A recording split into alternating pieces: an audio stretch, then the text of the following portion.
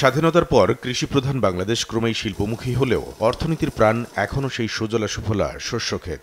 তবে এই কৃষির পরিচর্যায় যে কীটনাশক ব্যবহার করা হয় তার বেশিরভাগই আমদানি নির্ভর, যেখানে আবার পরীক্ষা নিরীক্ষা ছাড়াই ৯০% কীটনাশক আমদানি করা হয় বলে অভিযোগ তুলেছে বাংলাদেশ অ্যাগ্রোকেমিক্যাল ম্যানুফ্যাকচারার্স অ্যাসোসিয়েশন বামা।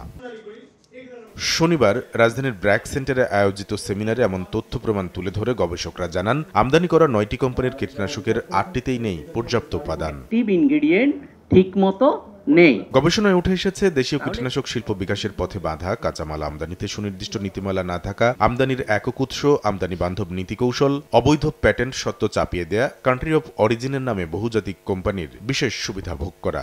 মাল্টিনেশনাল কোম্পানিগুলো যেহেতু তাদের র ম্যাটেরিয়ালস তাদেরই উৎপাদন করা, তাদের ওর বাহিরে থেকে তার আনার কোনো ইচ্ছাও নাই, সুযোগও নেই। প্রথমত ইচ্ছা নাই, কেন আনবে? এবং তারা উচ্চ মূল্যে, আমরা দেখেছি যে আন্তর্জাতিক বাজারে যে দাম তার চেয়ে অনেক বেশি দামে তারা এই মূল্যগুলো এনবিআর এর ডেটা থেকে দেখা যাচ্ছে। তারা যার দাম $5, অনেক ক্ষেত্রে দেখেছি $35 তারা এটা নিয়ে আসে। তো তারা যেহেতু সিঙ্গেল সোর্স থেকেই নিয়ে আসবে, তার কোম্পানি থেকেই আনবে, সেই কারণে এটাকে অত্যন্ত সুকৌশলে তারা এটাকে আমাদের দেশীয় শিল্পর বিকাশের অন্তরায় হবে কি হবে না তার স্বার্থকে সংরক্ষণ করে তিনি এই সিঙ্গেল কান্ট্রি সিঙ্গেল সোর্সটাকে রেখেছে। এ সময় বাণিজ্য মন্ত্রণালয়ের পক্ষ থেকে জানানো হয়, কৃষিকে বাঁচাতে ও ভিনদেশি কোম্পানির আগ্রাসন মুক্ত করতে কাজ করছেন তারা।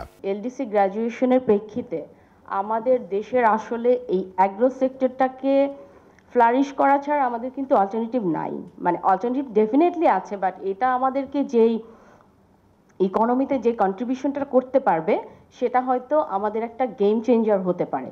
তো আমি তার কথার সাথে একমত পোষণ করছি। আমাদের যে এক্সপার্টাইজটা আছে এবং এই সেক্টরটাকে আমরা এগিয়ে নিয়ে যেতে পারবো এবং আমাদের যে এমপ্লয়মেন্ট জেনারেশন হবে, আমার মনে হয় এলডিসি গ্র্যাজুয়েশনের পরবর্তীতে এটাই আমাদের সবচেয়ে বড় একটা পাওয়া হতে পারে। সেমিনারে জানানো হয়, বাংলাদেশে ব্যবহৃত কীটনাশকের ৫৫% দখলে বহুজাতিক কোম্পানির, আর দেশীয় উৎপাদকের দখলে মাত্র ৬%, আর ৩৯%ই আমদানিকারকদের দখলে।